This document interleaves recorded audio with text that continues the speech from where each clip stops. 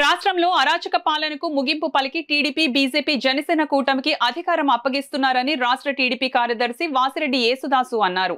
Kakinada parliament నియోజకవర్గ పరిధిలో MP స్థానంతో పాటు అన్ని అసెంబ్లీ స్థానాలను కూటమి కైవసం చేసుకుంటుందని, రాష్ట్ర వ్యాప్తంగా భారీ ఎత్తున యువ ఓటర్లు పాల్గొని కూటమికి ఓట్లు వేసి తమ మద్దతు పలికినట్లు చెప్పారు.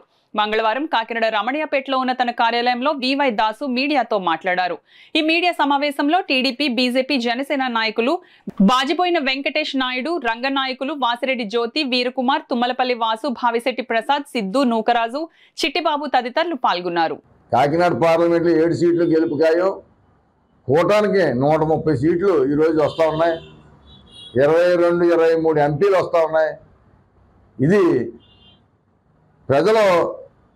ప్రజాస్వామ్యం బతికుండాలని కోరుకున్నారు ప్రజలు. ఈ నియోజకవర్గం ప్రజలతో పాటు 175 నియోజకవర్గాల ప్రజలు కూడా ప్రజాస్వామ్యాన్ని కాపాడుకోకపోతే మన రాష్ట్రం ఏ దారికి పోద్దో, ఏ ఒడ్డుకు పోద్దో తెలియని పరిస్థితి ఉందని ప్రతి ఒక్కరు కూడా సన్నకారు చిన్నకారు రైతులు, ల్యాండ్ టైటిలింగ్ యాక్ట్, అనేక రకాల మోసం జరుగుతుందని ముందే మేలుకున్నారని చెప్పి ప్రజలే దేవుళ్ళు, సమాజమే దేవాలయం అని ఎన్టీ రామారావు చెప్పిన మాటనే ఈరోజు ఈ ఎలక్షన్లో తూచా తప్పకుండా ప్రజలు పాటించారని చెప్పి సందర్భంగా తెలియజేస్తా ఉన్నాం.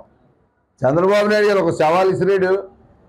ఆ సవాల్ని ఈరోజు పూర్తిగా 100% కూడా నేను మళ్ళీ అసెంబ్లీలోకి సీఎంగానే అడుగు పెడతానని శబ్దం చేసి బయటకు వచ్చిన దాన్ని ప్రజలు రుజువు చేశారని చెప్పి ప్రజలందరికీ కూడా ధన్యవాదాలు తెలియజేస్తా ఉన్నాం.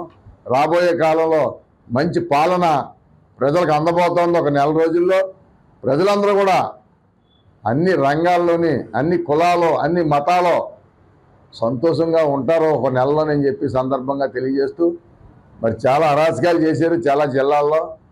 ప్రజాస్వామ్యం ముందు, ప్రజల తీర్పు ముందు ఏ అరాచకం కూడా పనిచేయదు, ఏ డబ్బు కూడా పనిచేయదు అని నిరూపించుకున్నారు ప్రజలని చెప్పి సందర్భంగా తెలియజేస్తా ఉన్నాం. కొంతమంది డబ్బులతో కొనేస్తాం, కొంతమంది దుర్మార్గంతో ఎలక్షన్ చేస్తాం అన్న దాన్ని ప్రజా తీర్పు ముందు ఎటువంటి వ్యక్తి అయినా తల వగ్గక తప్పదో.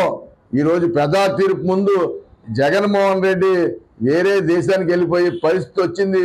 ఇది తప్పకుండా జరుగుతుంది అని చెప్పి సందర్భంగా తెలియజేస్తున్నాం.